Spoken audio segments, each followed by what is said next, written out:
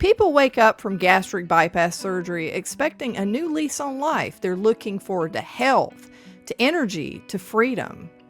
What they're absolutely not expecting is to inadvertently trade one struggle for another: alcoholism. Today, we are going to listen to a first-hand account of what happens when the physical restriction on food suddenly leaves a massive neurological void, and try to get to the bottom of how and why this happens. And again, this isn't a video on moral failing or lack of willpower. This is a cautionary tale of a physiological trapdoor that patients simply weren't warned about. Let's listen to what it actually feels like to fall through it. Fair warning, this is a heavy subject surrounding food addiction and alcohol addiction, but it's a conversation that we really need to have right here on Black Box Warning. I've got a lot to say, can't hold it in this time, got no filter, I got no filter, no filter, I got no filter, no filter, I got no filter, no filter, I got no filter. Today, a new study suggests a startling link between gastric bypass and increased odds of alcohol addiction. So, are patients getting thin only to become alcoholics? Here's ABC's Deborah Roberts. YouTube is full of confessions from people who've dropped weight through gastric bypass surgery, then found themselves drinking heavily. I start and I pour myself a glass of wine, finish it, and then a little more. When I woke up, I was still pretty drunk. You have to have an addictive personality to really become a morbidly obese person. Singer Carney Wilson. Yep, it's required. That's what's doing it, because you don't get to the sizes that these people are at without being addicted to food substances. And I call them food substances because, whole foods that grow out of the ground and animal products, things like that, don't get you to that size. Now, I'm not saying that there's not people who can just go crazy on just about anything, but, typically the reason that they're in this situation is because of the amount of processed food, sugar, things like that they're eating. So. Was once the poster child of gastric bypass, once telling Oprah she was drinking up to 10 martinis a day following her surgery. I was getting drunk very fast, and I was getting sober very fast. And it was frightening. It was frightening. Andrew Kahn knows that feeling. After his bypass, he too felt himself losing control to alcohol. I started drinking, and it was the first time in my life that I was drinking heavily that I felt I didn't have control over myself. Now, a new study out today that may offer an explanation. According to the Journal of the American Medical Association, more than 1 in 10 gastric bypass patients have become alcoholics by 2 years after their surgery. I bet you they don't tell you that that's a possibility or something that you have to guard against when they are briefing you on risk. I'm just saying that I'll bet you the medical industrial complex doesn't really cover that. So essentially what a gastric bypass does to alcohol is similar to why certain people would snort drugs, so they'd get it more rapidly into their bloodstream. That's because the stomach is shrunk to roughly the size of an egg, limiting food intake and the body's ability to absorb calories.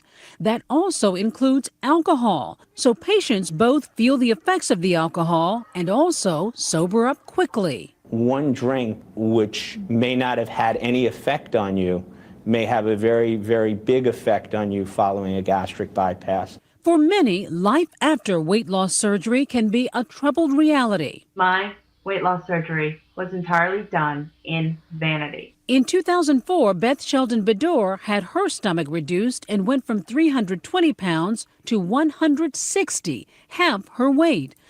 And you definitely lose weight when you get gastric bypass, like in the beginning. Like I've heard of maybe one that had gastric bypass and they immediately started overeating, like not that long after the surgery. They had complications, but they were able to do it, and somehow it stretches out And they did not get near the results that most people do. But in the beginning, like, this is not debatable that you definitely lose a lot of weight in the beginning because, you know, you're not able to consume hardly any food, and that's just what's going to happen. So, but it's long term that I have an issue with. When I talk about the surgery, long term is what I'm talking about. Her husband had it too and lost 200 pounds. But after the high of losing weight quickly, she began feeling let down, frustrated, and regretful. Every day you get up and think, I'm just going to get on a scale again, and it just, you ride it. And then what happens when the honeymoon ends? Well, you're married. You're married to the surgery, and not all marriages work. Beth began blogging and soon realized her feelings post-surgery were common. What else do you hear from people that surprises you about this weight loss surgery? Addiction. Addiction, other than food. When that period of time is over and you can no longer use food as your crutch, you've almost got to find something to fill that missing space where food was. Alcohol is rampant in our community. And this is something you don't hear that often. And there are evidently quite a few people on YouTube that are talking about this. And I plan to dig into this even deeper.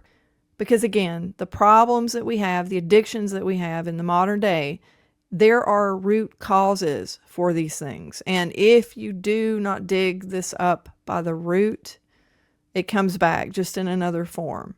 So Alcohol becomes the addiction since it's easier to digest than food. If you can't swallow chicken, you can swallow wine.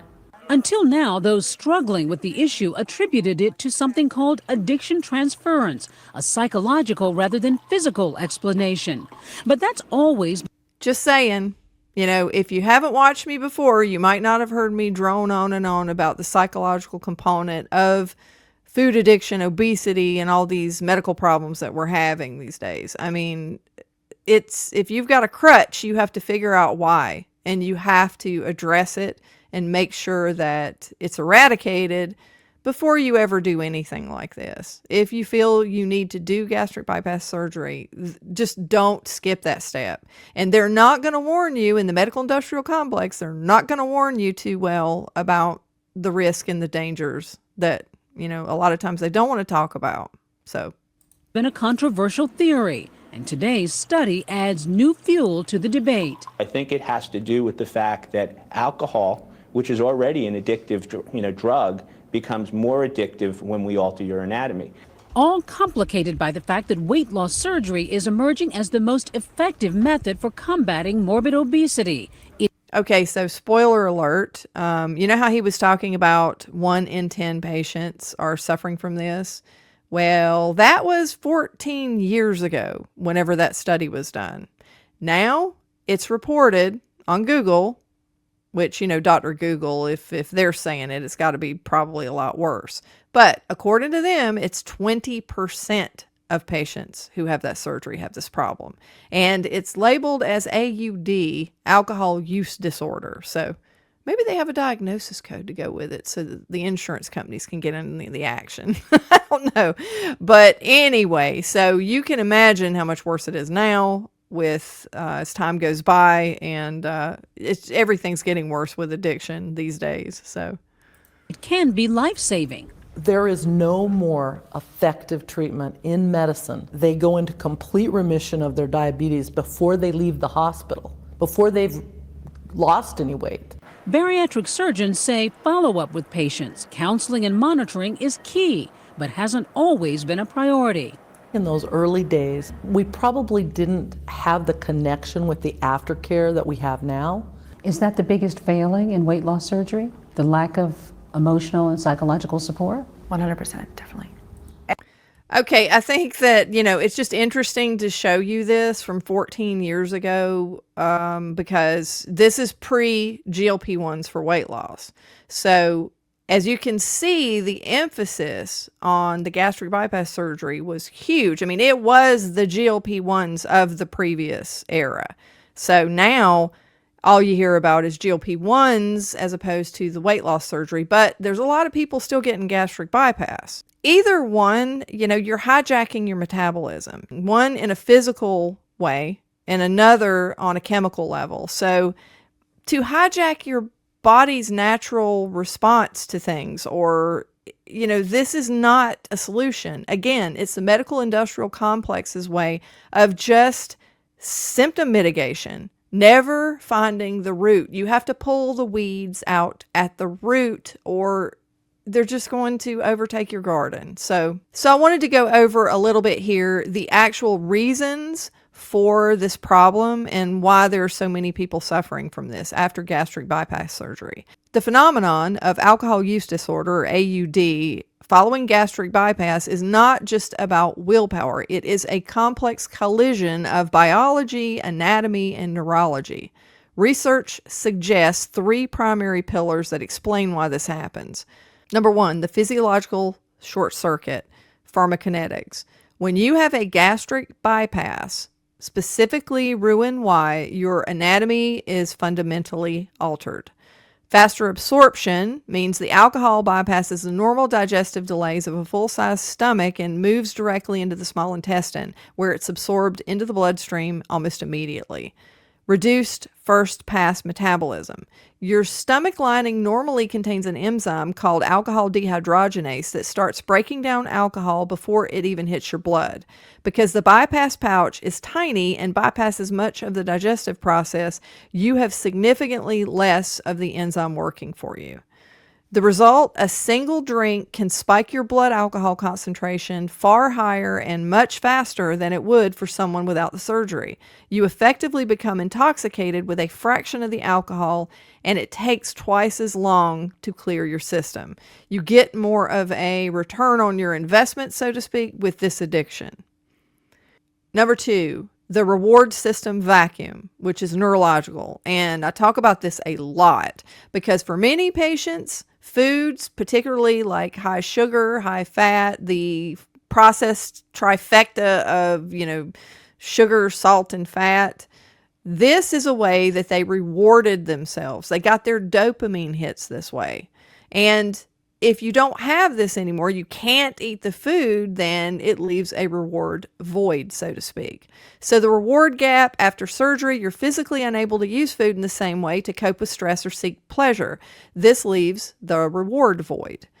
Brain hijacking. Alcohol hits the same mesolimbic dopamine pathways that food used to trigger. Because the brain is already primed to seek that chemical relief, and because the surgery has altered how your body processes alcohol, the brain quickly learns that alcohol provides that missing high much more efficiently than food ever did. And that's what I was saying about the fact you get more of a return on investment. Because if you're looking to get a hit, you need your hit, you need your fix. Well, with food, you eat it and then it's over with. You eat, you swallow, you've gotten your sugary snack, right? But that's it. Usually all you feel is regret. But with alcohol, it keeps going. You feel the results of drinking that beverage for a while. And in this case, it's more intensified. Number 3, the addiction transfer, which is psychological and behavioral. This is what experts call cross addiction. It's a trade-off where the underlying emotional or behavioral drivers of the original relationship with food were never fully resolved. And this is what I talk about a lot in a lot of my videos. The replacement behavior, when the comfort or numbing provided by food is removed, the brain searches for a substitute. For a lot of people, alcohol becomes the path of least resistance. The calorie trade-off. Also, some patients, consciously or unconsciously, begin substituting alcohol for food to maintain their weight loss, and they'll think, well, I'll just have a glass of wine instead of a snack. This not only creates a physical dependency, but also sets a dangerous pattern where alcohol becomes a primary coping mechanism for daily life. So, like I was saying, you got to get your hit from somewhere, and you can't get it from food anymore, so this, unfortunately, is what happens to a lot of people. I'd put money on the fact that if I was the type of person, if I would have been a little more overweight and would have had to resort to gastric bypass in the past, this is exactly what I would have done. Because if I did not address my addiction to food, I would have definitely replaced it with alcohol. So no judgment here. But I wanted to cover this because it's so important to make sure that people are really well informed about all of these procedures and interventions before they actually make a decision that's going to change their life forever.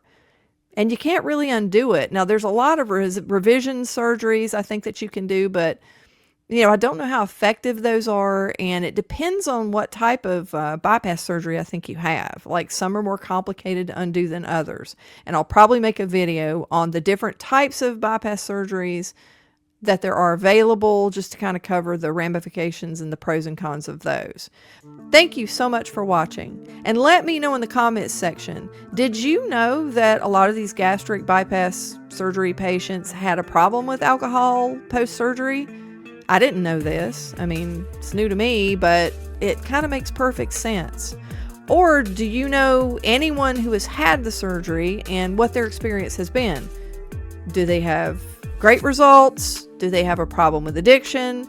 Do they have other complications? Because I'm really interested in firsthand accounts, or, accounts of people that you may know that have done this and what they've found. Because not everybody ends up like this or has this problem, but there's quite a few people that do. And I think it's very important to make sure this information is out there so that people can make informed decisions. And if you like the video, if you could hit the like button, I would really appreciate it. And make sure to hit the notification bell and subscribe so that you don't miss out on future content like this. And I will see you guys in the next video. Bye.